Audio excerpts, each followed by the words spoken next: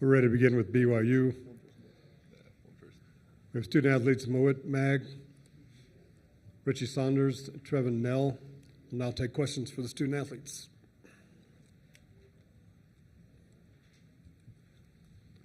Back here. Trevin and Richie, what do you guys take from last year's NCAA Tournament game, and how is that serving to motivate and drive you guys this year? I mean, definitely a lot of us on the team, that was our first time in this, with this opportunity. And we got freaking smacked. And, take a few key things right there is we got to come out and be the aggressor. And, this is where we've been around the block now, it feels like, as a team. And a lot of guys have been here in this spot before. And just with having all the confidence in the world and all the focus of just getting the job done and being the tougher team. That's my takeaway. Yeah, I'll just double down. We're excited. We're excited to be here. I feel like we're battle tested, so I think that's kind of the difference. Mo's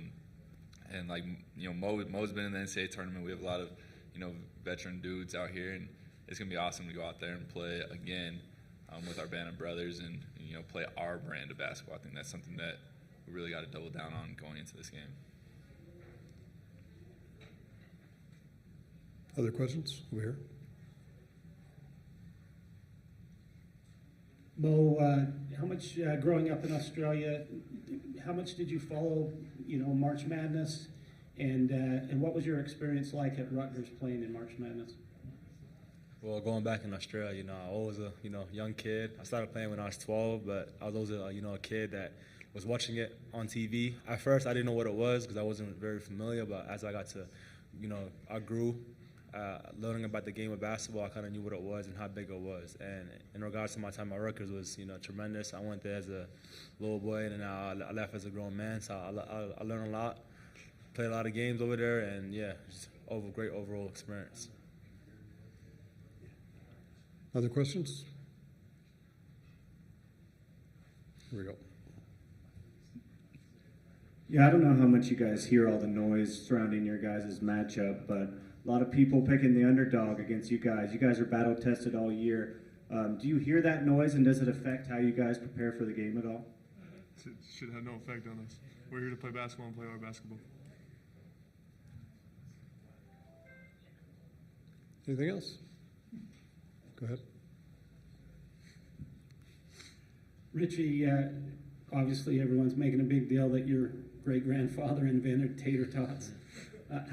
How has that little nugget of information kind of resonated in the Saunders household? It's hilarious. I don't know where that came out of. It just came out of nowhere. But yeah, my grandpa founded Ore-Ida. Great-grandpa founded Ore-Ida, which founded the tater tot, and it was hilarious how. I don't even know how it got started. Maybe Tyson knows, but it's just, I don't know where it came out, but we've had a lot of laughs and just in our house and had a lot of tater tots. Like that one now, guys. Jackson Payne, Deseret News. Trevin, you're a super senior. This is your last ride in college basketball. You've been on a lot of BYU teams over the past few years. In your opinion, what makes this team this year different from the rest that you've played on? Yeah, it was super interesting. I was telling some of my teammates and the coaches that once our name popped up on March Madness, I was excited. I feel like it was such a different feeling than previous years. Like I said, I think we're battle tested. I'm super proud of our team, how the season started to where we are now. I feel like we're one of the hottest teams in the country. We're playing our brand of basketball. We're trusting each other and trusting God and just doing our thing. And so I think it's super fun to be able to play that way. And so we're super excited for our matchup against VCU on Thursday.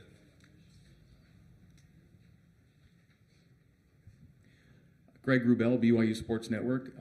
For any of you guys, how much has playing a pretty pressure-heavy group of teams, especially down the stretch, helped to face a team that does hang its hat on the defensive end and likes to press as well? Go, Mo. I feel like, you said one more time, please. Just how much has playing a lot of pressure-heavy teams, especially late in the year, maybe prepped you for a team like VCU? You know, I felt like it's very great. You know, I felt like you play to win, and also playing great teams down the stretch towards the season is what you want. You know, I feel like every team in March Madness is going to be a good team, no matter what seed they are. So I feel like we're battle tested, and I feel like it's actually great. I'd rather play them early rather than late. So I feel like it's just a great experience for everybody. Right there. Luke Evans, Denver Post. Trevin, you mentioned, one of the hottest teams in the country. You guys were on a huge win streak before Houston. Was there a turning point, in the season where you feel like things really clicked for you guys, or a moment or anything where you felt kind of a shift there? Yeah, I would say when we played at UCF, we kind of, UCF's another pressure-heavy team. They're really athletic, and we kind of just we turned the ball over a little bit in the first half. Coach Young really challenged us going into the second half, and I think that's when our momentum kind of shifted. That's when our mindset kind of shifted of, hey, we got to play our brand of basketball, but we have to be the tougher team. We can't let guys, knock us over. We have to be the first team that he kind of punches. So I think that was kind of the biggest shift, and then obviously the one at West Virginia was huge. Follow right back on that. Does that experience, thinking back again, facing another kind of pressure-heavy team going into this matchup, do you think back to that UCF game and get a little bit of confidence knowing that that's kind of where that shifted for you guys, playing a similar sort of style?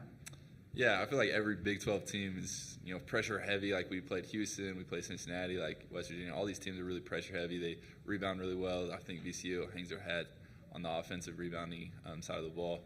So I feel like we're, again, battle-tested, and we have, resumes, we have statement wins that can help us, challenge VCU in a different way. So I think it's going to be a great matchup, and I'm excited to play a team that's, at the caliber as VCU is.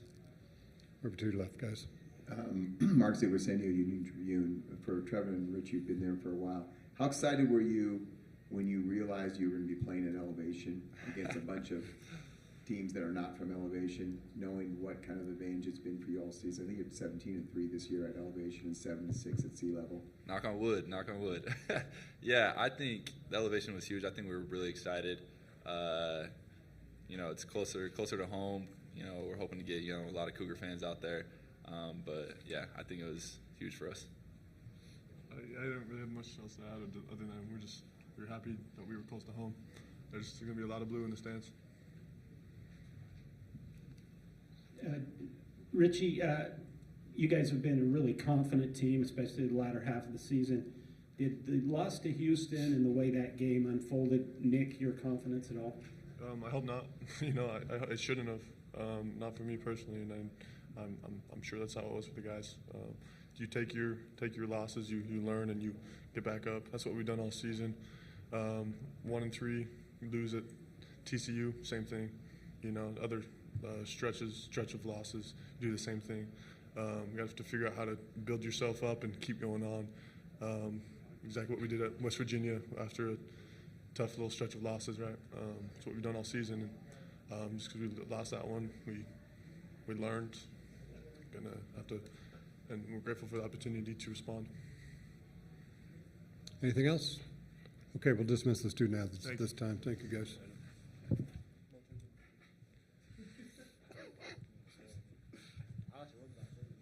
You can have a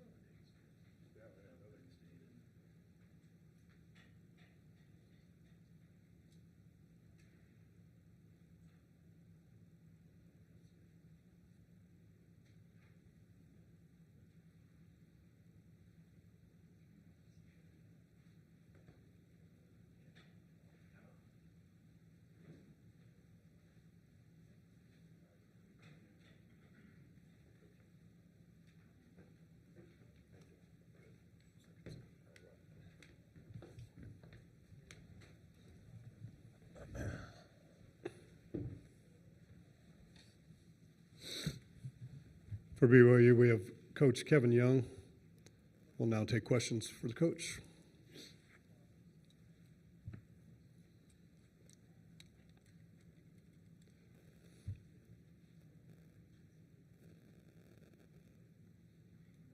Kevin, you have any fond memories of this building as an NBA coach with the Suns?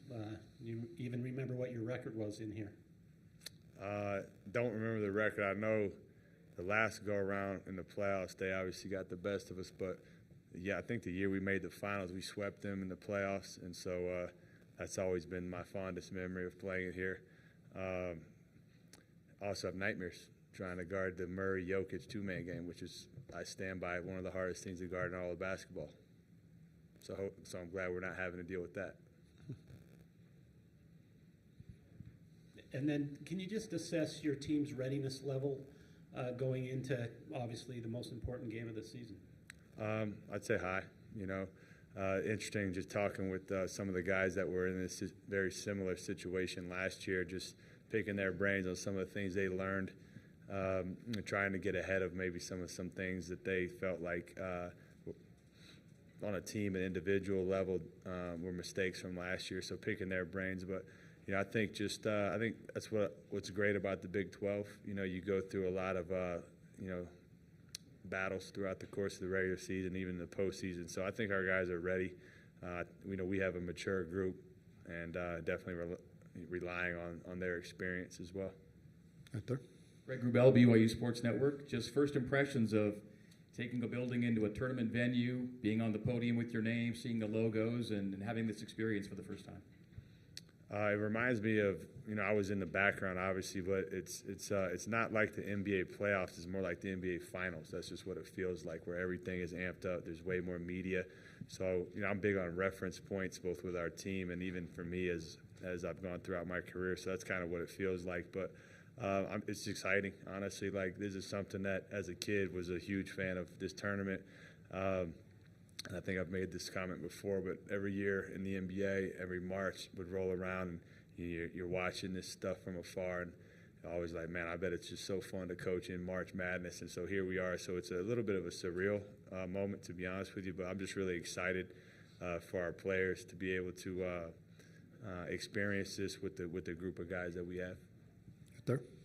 Luke Evans, Denver Post. Kevin, I'm sure you've talked about this at length, but you mentioned trying to guard the Murray Jokic pick and roll. What kind of stylistic differences have you seen and adapted to in terms of bringing your knowledge of the NBA game to college this year? And is there any aspect of preparing for Game 5, Game 6, Game 7 from the NBA that you can kind of take and apply to technically one game series kind of in preparing for March Madness? Yeah, I think just in general, like the NBA and college thing, it's more physical. There's a lot more contact is allowed in college. That was a huge adjustment for me. I was kind of crying about it a lot early on in the year. Then I just had to embrace it and just figure out ways around it.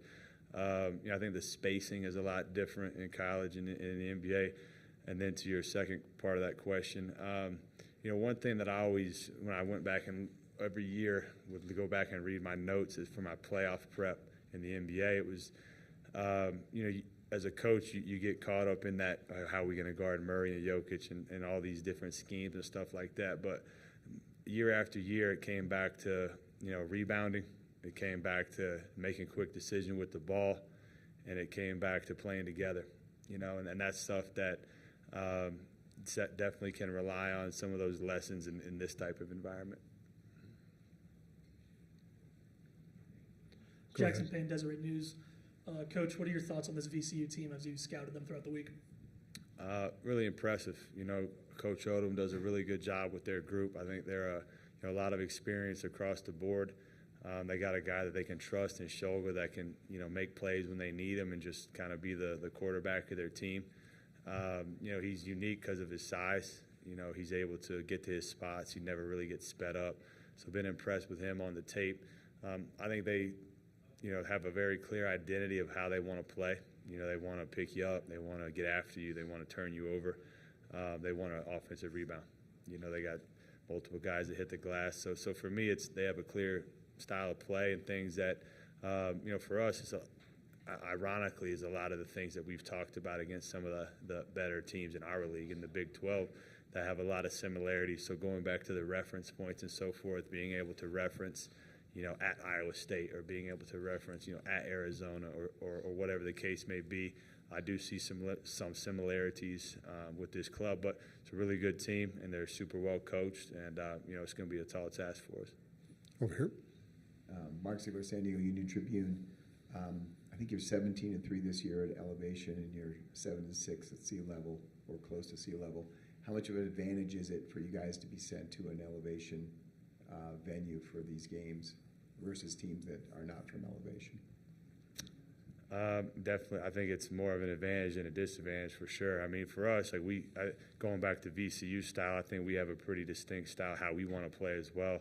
I don't think it's a secret.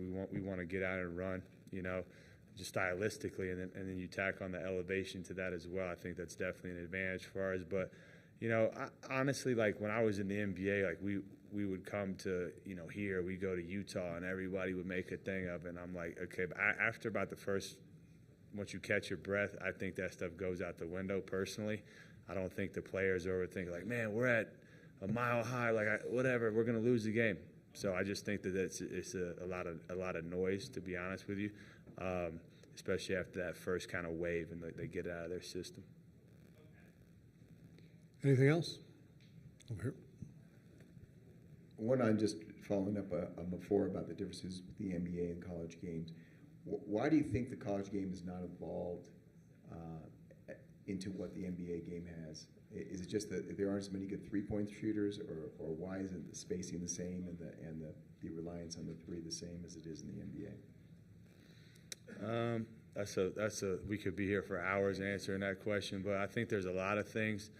I think the rules, number one, the defensive rules as it relates to the first of all, the lane's way bigger in the NBA. You can't park anybody in there, right? So just on that alone, it's going to give you more open lane. Then you park shooters around that type of spacing. Where in the NBA, most teams are playing with four guys who can all shoot from three, some five. In college, not every team is constructed that way. So I do believe it's a roster construction thing. I don't think every team talks about shot diet and shot profile the way that they do in the NBA. There's a lot more, I don't know what the numbers say, but I would venture to guess there's a lot more, long twos that are shot in the college game versus the NBA. I also think that, like I said, the way that the game is officiated, it's harder to create advantages in college than it is in the NBA. One, because it's how it's officiated, but two, because of the skill level. In the NBA, respectfully, a lot of coaches look like geniuses because you draw up a play and a guy like Kevin Durant come off a shot. No matter how he's guarded, he's probably going to make it. You know what I mean? In the college world, you're not afforded that luxury. So there is a talent discrepancy that is part of it. But I think more than anything, it's just I think it's the rules, and it's how rosters are constructed. And I think I'm seeing it more and more. I think we're seeing it more and more. More college teams are getting more constructed like NBA teams, but I think it'll trend that way. But we'll kind of see how things evolve. Anything else? Okay. One more. Come on, Jackson. Don't be shy, dude. Last question. Well, Mag's had a really interesting year, starting as a role player, getting limited minutes, entering the starting lineup. And it feels like as he's kind of taken on a bigger role as a starter, your season has kind of turned around, and you guys have caught fire, really. So talk about the value that Moab brings to this team and what you've seen from him in this year. Yeah, I mean, for me, it was just a real lesson about just how valuable having guys that kind of been through the fire are. I mean, his personal case, he wasn't healthy when we first got him. It took him a minute to get his sea legs under him, but having a guy that can, just his assignment every night is to guard the other team's best player. That's freed us up, I think, in terms of how we sub our group. It's allowed us to go a little bit deeper, which I think our depth has really been something that's been a huge benefit for our team, and he's been a big part of that. So there's a large trickle-down effect by putting him in the starting lineup, and it kind of has sort of gave everybody else a bit of a placeholder, and it's gave us a lot more experience and toughness on the defensive end. Okay, thank you for your time, Thanks, Coach. everybody.